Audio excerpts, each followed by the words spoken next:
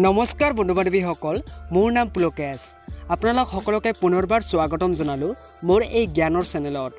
আশা কৰোঁ আপোনালোক নিশ্চয় ভালে আছে। যোৱা সপ্তাহৰ প্ৰথম খণ্ডৰ প্ৰশ্নটো আছিল যে কি গছৰ পাত নাই। এই প্ৰশ্নৰ শুদ্ধ উত্তৰ দেউতাসকলৰ নামসমূহ হ'ল এনেধৰণৰ: ভূপালী চৌধুৰী, নিতুল সিংহ ব্লগ, এছামিজ পয়েম ষ্টৰী আৰু অভি এণ্টাৰটেইনমেণ্ট। মোৰ এই একে শিতানত অংশগ্ৰহণ কৰি শুদ্ধ উত্তৰ দিব পৰাৰ বাবে আপোনালোকক বহুত ধন্যবাদ জনালোঁ। আশা কৰোঁ আগলৈ আৰু এনেদৰে অংশগ্ৰহণ কৰি যাব। এতিয়া বলকচোন পলম নকৰি আজিৰ শিতানৰ ফালে আগবাঢ়ি যাওঁ।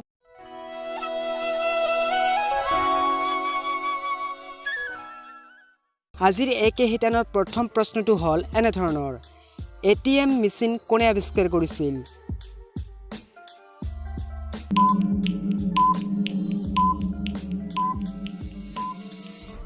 এই প্ৰশ্নৰ উত্তৰটো হ'ল জন ছেভাৰ্ড বেৰন।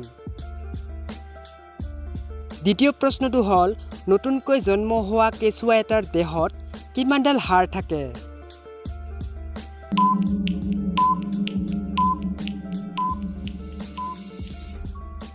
এই প্ৰশ্নৰ উত্তৰটো হ'ল 300ডাল। তৃতীয় প্ৰশ্নটো হ'ল কোন ঠাইৰ মানুহে অকল সুহুৰি বজাই কথা বতৰাৰ কাম চলায়?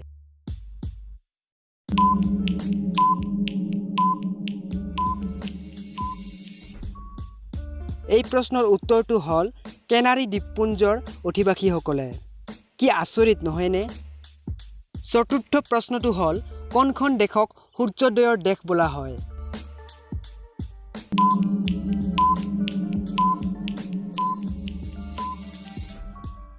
এই প্ৰশ্নৰ উত্তৰটো হ'ল জাপান দেশক। পঞ্চম প্ৰশ্নটো হ'ল ক্ৰিকেট খেলত যেতিয়া কোনো এজন বেটছমেনে 87 ৰান কৰে তেতিয়া তাক ডেভিলছ নম্বৰ বুলি কোৱা হয়। ঠিক সেইদৰে কিমান ৰান সম্পূৰ্ণ কৰিলে নেলছন নম্বৰ বুলি কোৱা হয়?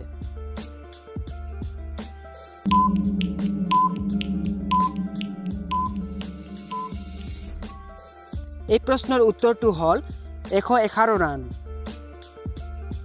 ষষ্ঠম প্ৰশ্নটো হ'ল প্ৰচণ্ড ঠাণ্ডাত পানীৰ পাইপ ফাটি যায় কিয়?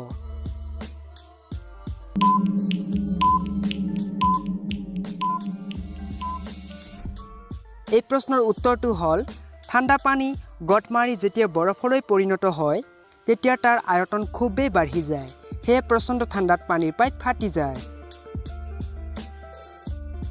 সপ্তম প্ৰশ্নটো হ'ল অসমৰ হাজং জনগোষ্ঠীৰ উল্লেখযোগ্য উৎসৱটোৰ নাম কি?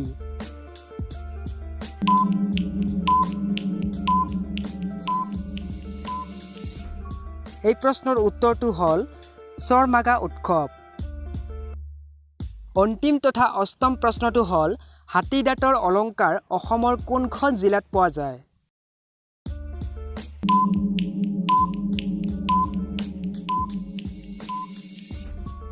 এই প্ৰশ্নৰ উত্তৰটো হ'ল বৰপেটা জিলাত। বন্ধু বান্ধৱীসকল, এইকেইটাই আছিল আজিৰ একে শিতানৰ 8টা প্ৰশ্ন। প্ৰশ্নকেইটা কেনেকুৱা লাগিল বাৰু? নিশ্চয় ভাল লাগিছে। আপোনালোকৰ বাবে এইটো প্ৰশ্ন: ৰাতি ফুলা ফুলৰ ৰং কেনেকুৱা হয়? এই প্ৰশ্নটোৰ উত্তৰ যিসকলে দিব পাৰিব সেইসকলৰ নামসমূহ অহা সপ্তাহৰ একে শিতানত আগবঢ়াম। আপোনালোকে অংশগ্ৰহণ কৰি চাবচোন। বন্ধু বান্ধৱীসকল, আপোনালোক সকলোকে নতুন এটি ভিডিঅ'ত লগ পোৱাৰ প্ৰতিশ্ৰুতিৰে আজিলৈ এইখিনিতে সমাপ্ত কৰিলোঁ। ধন্যবাদ। জয় আই অসম।